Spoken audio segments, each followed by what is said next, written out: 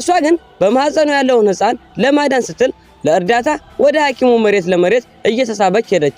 አማቷና የባሏ እህት ግን ዝም ብላ የምታስመስል መስሏቸው ነበር። ባሏም ለምክንያት ማካበድሽን አቁሚ እያለ ይጮህባት ነበር። በዚህ መሃል ስለ እርግዝናዋ ልትነግራቸው ስትል በድንገት ስልኳ ጠራ። ባሏ ስልኩን ነጥቆ ተመለከተ።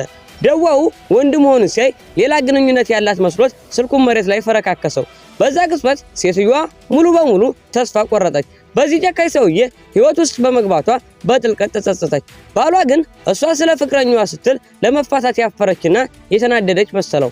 ነገር ግን የተባለው ሰው በእውነትም የገዛ ወንድሟ እንደሆነና ለአማቱ ልደት በሚሊዮን የሚቆጠር ስጦታ ይዞ የመጣ ታላቅ ሰው መሆኑን ጨርሶ አላወቀም ነበር።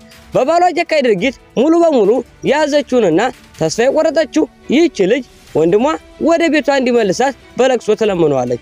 ባሏ ግን አሁንም የእነሱን መቀራረብ አይቶ ያልተገባ ግንኙነት እንዳላቸው አድርጎ በስህተት ያስባል።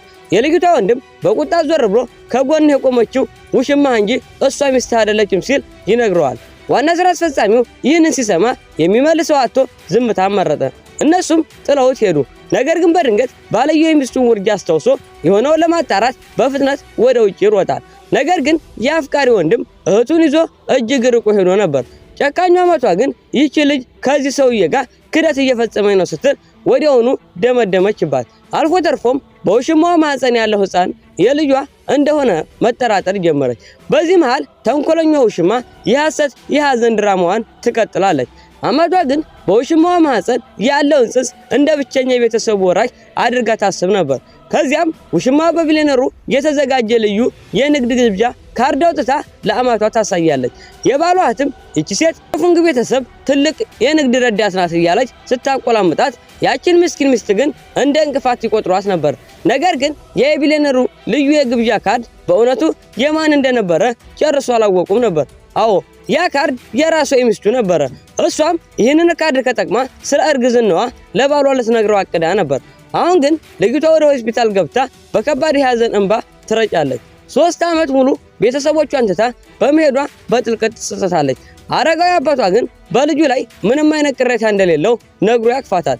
ነገር ግን የድርጅቱ ዋና ስራ አስፈጻሚ ለልጁ የማይመጥን ርካሽ ሰው መሆኑን ይረዳል። ስለዚህ ልጁ በቤት ውስጥ እንድታርፍና ወንድሞቿ ድርጅቱን እንዲመሩ እንድታግዝ ሐሳብ ያቀርብላታል። ከጥቂት ቀናት በኋላ ያ ትልቁ ቢሊዮነር ታላቅ የንግድ ግብዣ ያዘጋጃል።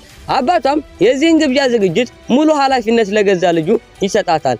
በአዳራሹ ውስጥ ታዋቂው ፒያኖ ተጫዋች ሙዚቃውን ሲሰማ የቢሊዮነሩ ልጅ እና የድግሱ ዋና አዘጋጅ የሆነችው ሴት በሚያምር አለባበስ ደመቅ ያለ አቀባበል ይደረግላታል።